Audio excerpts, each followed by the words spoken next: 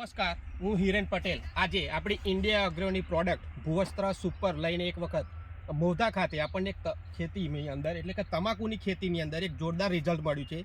તો આપણે ખેડૂતની મુલાકાત કરીશું અને એમના મુખેથી જ સાંભળીશું કે શું ફાયદો થયો છે. નમસ્કાર સર. નમસ્કાર. શું સર તમારું નામ? મોહમ્મદ ઇરશાદ. મોહમ્મદ ઇરશાદ ભાઈ, તમે ક્યાંના? મોઢાના વતની, બરાબર?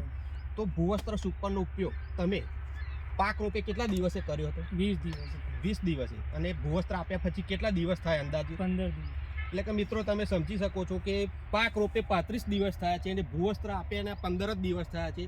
તો 10 વીઘા જમીન છે અને 10 વીઘાની અંદર આપણી 10 બેગ આપેલી છે. તો તમે રિઝલ્ટ જોઈ શકો છો કે ખાલી 15 દિવસ જ થયા છે અને એક જ પાણી આવ્યું છે આ જમીનની. એટલે કે આ પાકની અંદર બીજું કયું રાસાયણિક ખાતર તમે આપેલું છે? બીજું કોઈ નહીં, ભૂવસ્ત્ર એટલું જ આપેલું. ખાલી ભૂવસ્ત્ર એકલું જ આપેલું છે, બીજા કોઈ રાસાયણિક ખાતરનો ઉપયોગ થયો નથી. તો ગયા વર્ષની સરખામણીમાં ખાતરનો ખર્ચો વધ્યો કે ઘટ્યો? ઘટ્યો. ખાતરનો ખર્ચ ઘટ્યો છે. અને બીજી વસ્તુ કે ઉત્પાદન તમને કેવું લાગે છે, ગયા વર્ષ કરતાં વધશે કે ઘટશે? ગયા વર્ષ કરતા વધશે. અને ગયા વર્ષની સરખામણીમાં તમાકુ કેવી લાગી રહી છે? સારી છે, વિકાસ સારી છે. વિકાસ પણ સારો છે અને ગયા વર્ષ કરતાં એમનો પાકનું ઉત્પાદન પણ વધશે. એટલે કે ખર્ચ ઘટ્યો અને ઉત્પાદન વધશે.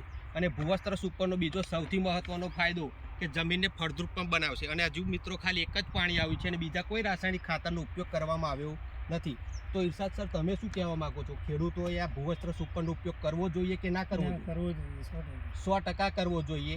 તો મિત્રો, આ ભૂવસ્ત્ર સુપર વિશે વધારે માહિતી જોઈતી હોય તો મારો મોબાઈલ છે 97 145 31 947. Thank you very much.